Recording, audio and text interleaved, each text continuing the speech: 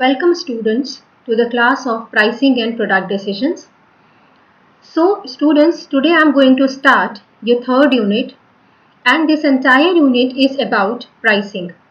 It means how prices can be maneuvered, how pricing can be used as a strategy to increase or improve your market share, right? It is very true students that I have told you in the previous lectures that price is one thing which cannot be maneuvered, or it is which cannot be controlled, but somehow when you are playing in different kinds of markets, you have certain type of leverage to maneuver the prices also, right? So but it depends on your quality, your competitive edge, and the acceptability of your product, the brand equity. So these all things, how the price can govern the quantity of a product, that we'll be discussing in this part of your third unit, right? So students, I am going to start the thing that is elasticity of demand. Now let us understand further. Now we know that price is dependent on cost, right? And it is the price which can somehow control the volume. So when we understand the relationship between price and volume, it is known as price elasticity of demand, right? So if I go by the word elasticity, it is generally the responsiveness of a product towards market changes, right? Up now here we are taking market force as price, right? So if a product's quantity changes with the increase or decrease in the price, it is assumed as the product is price elastic or price sensitive. So for a marketer, the volume depends on two factors, that is cost and price. So the overall profitability depends on a tripod, that is cost, price and volume. So here we are trying to understand how the price governs volume and thereby the profitability. Because sometimes we play a game of volume, we play a game of quantity, right? Because as I told you earlier also, that revenue is equal to price into quantity. So sometimes it is favorable or advisable to decrease price because the increased volume can compensate the reduction in the price. So in the upcoming slides, we'll understand how price elasticity can be used as a weapon to combat the market competition. So before I finally make you understand the price elasticity, first of all let us understand what is the law of demand, because the price elasticity depends on one factor, that is law of demand. So law of demand says that there is an inverse relationship between price and demand or quantity demanded. So as price goes down, the quantity goes up and the vice versa. If the prices go up, the quantity demanded goes down. See, this is the basic principle on which the price elasticity moves, right? Because price and quantity are inversely related to each other. That is what you have to understand. So, what is elasticity or elasticity of demand? In general, the elasticity of demand may be defined as the responsiveness of change in the quantity demanded with respect to a change in the any of the factors affecting demand, right?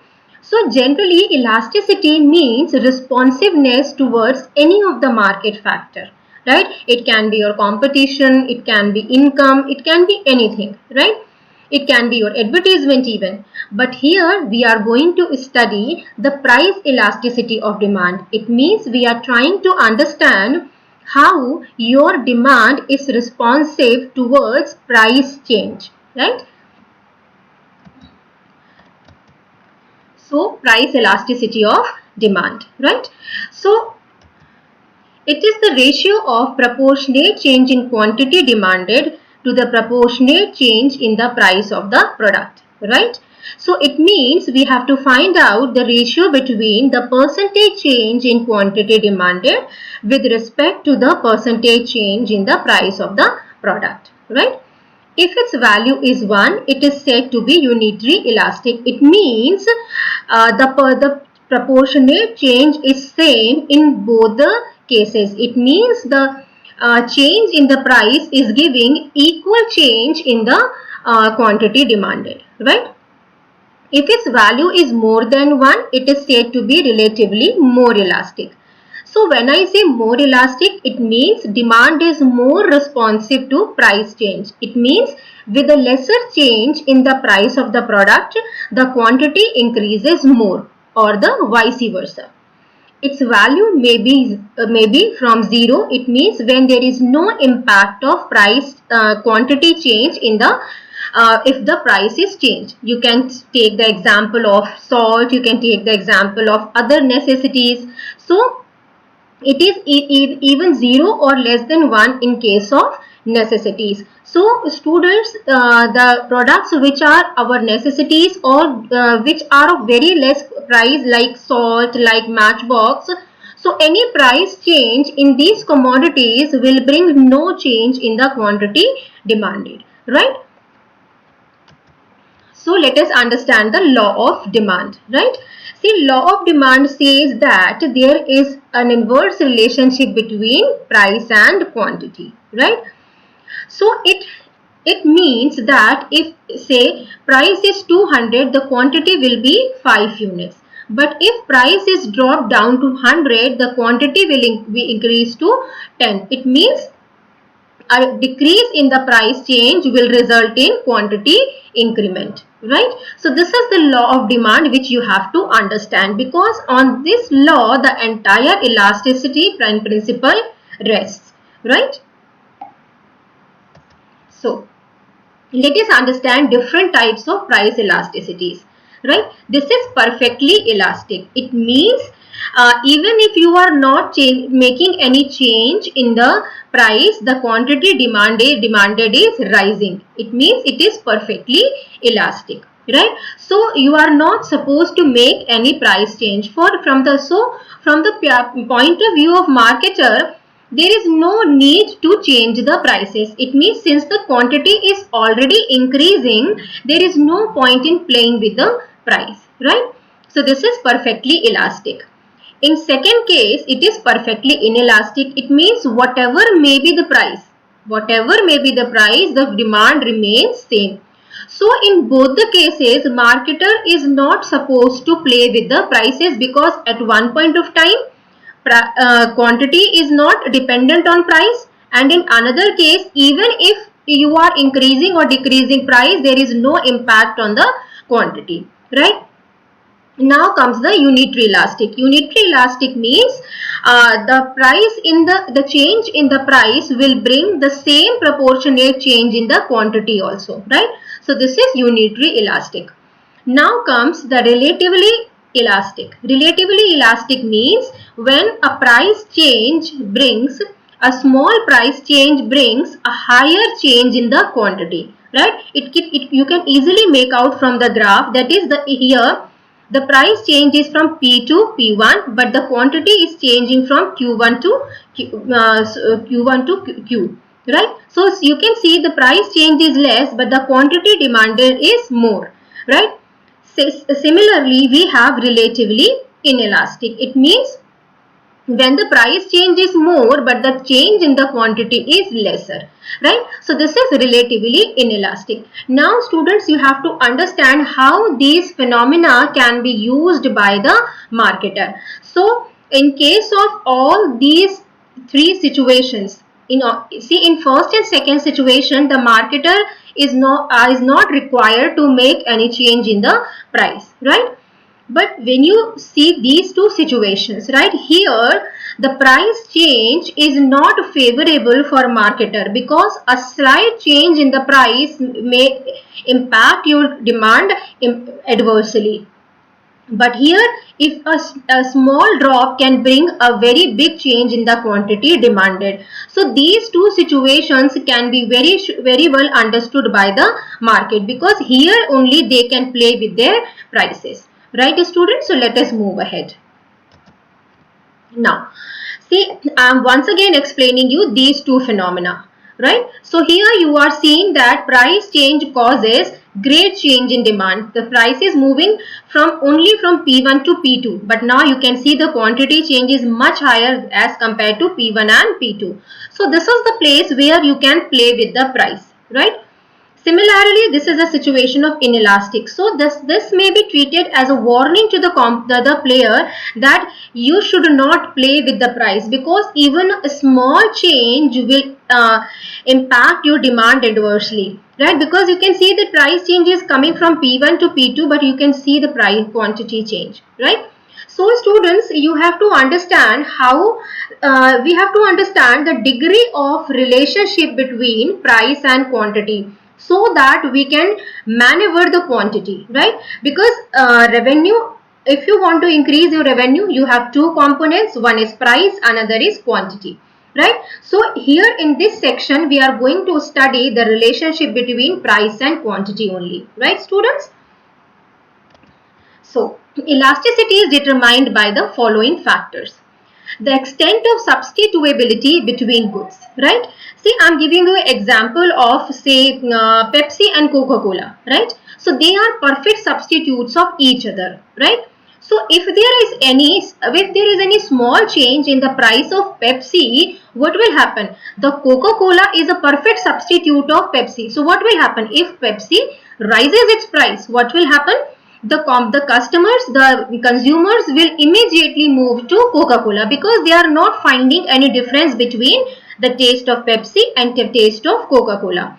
It means there is a high degree of price elasticity, right? But it is adverse, right? So here when you have perfect substitutes of your goods, the price elasticity is always higher. So the competitor or the player should be cautious enough to play with the prices, because in such situations playing with the price is not a favorable move, right? Next comes the nature of the goods. Nature of the goods means the goods is a necessity, is a consumable, consumer durable, what it is, right? So for a necessity, there is no impact on the demand even if the prices are changed, right? So students, you have seen during these corona times that people are focusing on necessities. People are curtailing their consumption of clothes. People are curtailing their consumption of, say, new furniture, new car, going to restaurants and all. But they are not compromising with the necessities, because without that they cannot survive. So everybody is buying atta, everybody is buying rice, everybody is buying pulses, everybody is buying vegetables and fruits. So these are the necessary goods. So if the good is necessary, what will happen? We will purchase them whatever will be the price. So these goods are generally price inelastic, right? Because price change is not making any change in the quantity consumed. So I am saying just one thing: if the prices of wheat flour goes down, will you consume 5 or 6 chapatis instead of 2 or 3? No, we are taking it according to our appetite, and we are taking chapatis even if the wheat atta gets costlier, because it is our necessity. We cannot survive without consuming food, right? So if the goods are categorized under necessity, they will be generally price inelastic, right? Now comes the price of the product itself, right? If the price of the product is very less, as I gave you the example of matchstick or candle or salt, right? So they are so less in price that any change in the price is not advisable or favorable, right? Because what you can do, you can increase the price from 10 rupees to 11. So will it make any change in the consumption? No. The total budget in the you can say the percentage in your total budget is very less. So it will not impact you much. So If the price of the product is very less, there is no point in changing the price because it will bring no change in the quantity, right? Next comes the importance of goods. See students, you have to understand the difference between these two factors. Here I am telling about it is a necessity or it is a perishable good or what. Here means the relative importance, right? For some, mobile may be a necessity, but for some, mobile is only a luxury. So it depends upon the relative importance of the goods. What is more important to you? See, nowadays, building immunity, taking regular immunity medicines, taking Ayurvedic things to improve your immunity is important to you. But for some, the charge in the mobile, the subscription of Amazon, the subscription of Netflix, the subscription of other OTT platform is more important, right? So if the relative importance it is high for you, you will not look for the price change. If the relative importance is less for you, we'll see how I can take advantage of price change. So here I am taking the relative importance of goods rather than considering the nature of the goods per se, right? Next is whether the demand can be postponed or not, right? See, if you have a liberty, see, I am saying that the prices of the gold are high right now, right? They are close to somewhere around 54,000 per 10 grams, right? So nowadays we have to see whether I can postpone my purchase or not. If in a family a marriage is going to be solemnized, what will happen? This family has to purchase that gold whatever may be the rate, right? So here if the demand can be postponed, the demand will be less elastic because we don't want to take the advantage of price change, right? If the demand cannot be postponed, that will be price elastic, right? So whatever be the price change, we have to buy that quantity, right? So if the demand can be postponed, the demand will be less elastic, right? Next comes the price expectation of the buyer, right? Price expectation of the buyer means what is the price expectation in the future? It is of rise or it is of decrease, right? If it is of rise, what will happen? If it is of rise, what will happen? The customer will prepone its purchase, right? If the price expectation is of price decrease, what will happen? The customer will defer its purchase, right? So if you have to see what is the price expectation from the viewpoint of the buyer before making any price change, right? Next is the time allowed for making adjustment in consumption pattern, right?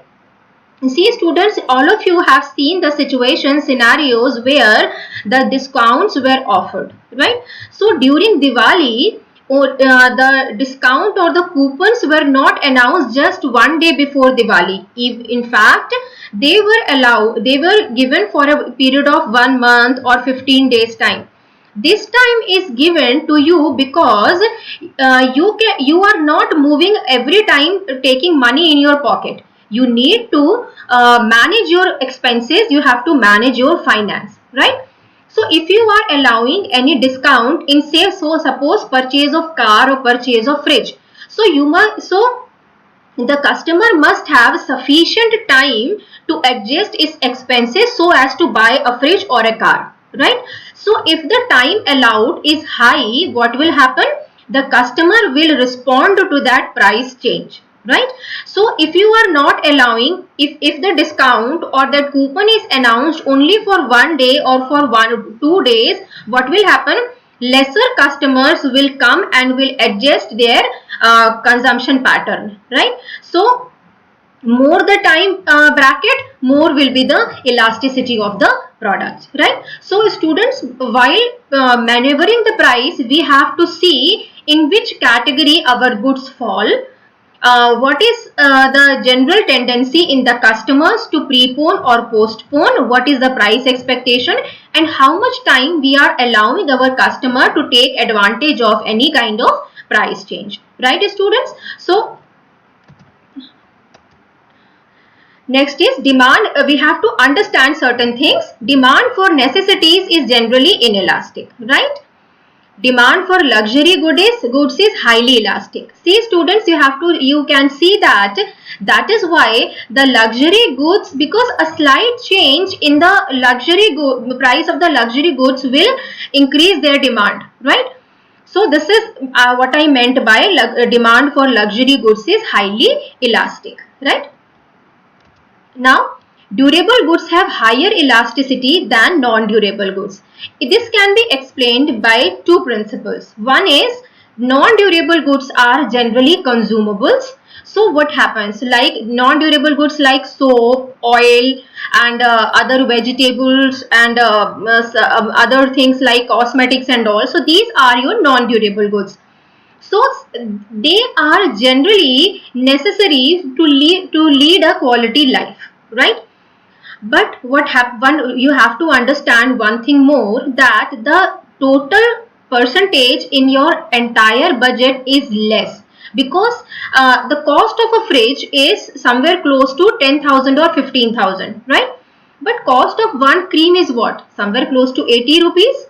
So because the relative percentage is very less, that is why they are less elastic as compared to durable goods. So if I say a 10% change, so what impact will it make on your total budget? If I say 15,000 bucks of for fridge, 10% means 1,500. But when it comes to a cosmetic or a simple cream of rupees 80, so what will happen? It will just rupees 8. So it is not impacting your budget much, right? So that is why the demand for non-durable goods is generally less elastic.